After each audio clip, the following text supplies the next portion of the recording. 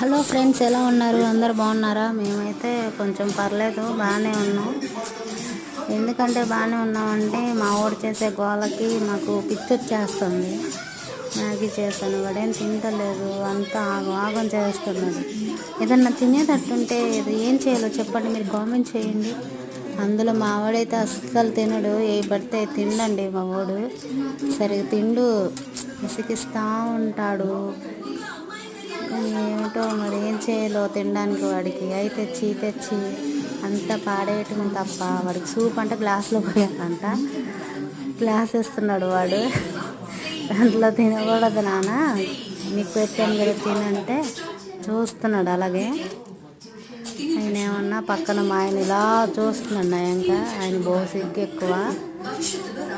ఇదండి మా లైఫ్. ఇంకా మేము ఇలా తింటున్నాం, దిష్టి పెట్టకండి మాకు.